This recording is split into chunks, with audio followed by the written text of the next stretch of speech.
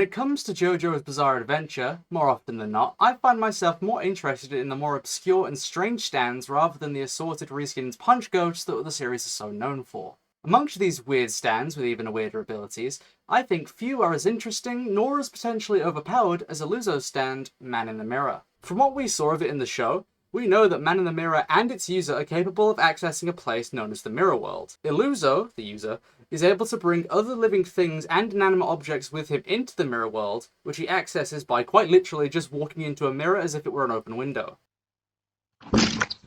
Inside the Mirror World, we see that everything exists as a lifeless reflection of the real world, with any damage caused in the real world occurring inside the Mirror World seemingly without reason. Hey, Ron. Hey, Billy. When I first watched the fight between the Passione gang and Illuzo, I was under the impression that Man in the Mirror's ability was basically that it could access a parallel dimension that existed within mirrors, a concept that I think is extremely fun to play around with. For today's video, I decided to look a little deeper into the science of how a place such as the Mirror World actually exists. First of all, let's discuss how mirrors actually work in the first place. Mirrors are reflective surfaces that are able to bounce back any incoming wavelengths of light.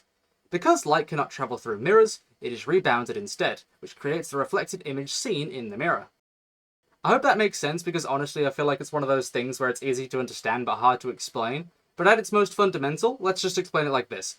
Mirrors reflect light, reflected light makes a reversed image, simple as. When it comes to the mirror world, we see that the same logic applies. While light does clearly exist within the mirror world, or else this place would be pitch black, I believe that Man in the Mirror is perhaps able to use reflective surfaces in order to create parallel spaces, sort of similar to being able to create hard-like constructs to produce a kind of solid illusion. Basically, I'm proposing that Man in the Mirror's ability allows it to take the reflection within a mirror and then make that reflection into an actual physical space inside the mirror. With that aside, I also have one other question that I aim to answer with this video, that being how does the real world actually interact with the mirror world? I'm sure most of you know what a black hole is, the hyperdestructive thing that most often gets caused by the supernova explosion of a star. There's a hypothetical theory in science which proposes that, if black holes take matter and compress it down into infinitely small sizes, then there must be a place where such matter is then decompressed and returned to its regular size. This hypothetical phenomenon is called a white hole, which essentially follows the idea that energy cannot be destroyed nor created from nothing,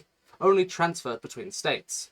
What I'm trying to say with all this information is that I believe Man in the Mirror could possibly function in a similar way, wherein its ability allows it to produce a sort of white hole to the black hole that is the real world, an equal point in space under the opposite influence. You may be asking why any of this matters, seeing as we can literally just chalk all of this up to it's a JoJo stand, it just works.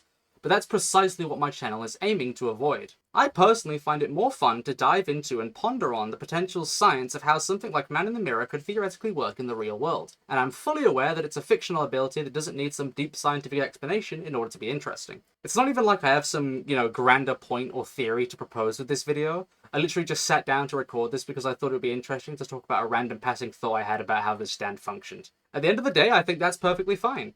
You're allowed to find the video unnecessary or attempt to disprove my proposal, but at the same time, I made this video fully knowing that I only did it for the sake of discussing a series I love because I just find that fun. Like I said, I don't even really have any kind of conclusion to make with this video. There was no big idea to it, I just wanted to share an idea I had with my community, and I'll probably continue to do so because those are the kinds of videos that I just want to make. With all that being said, I hope you all enjoyed this little random thought experiment that I went on with this video, and please feel free to leave a comment below suggesting other series or topics that you'd like to hear me discuss in future videos.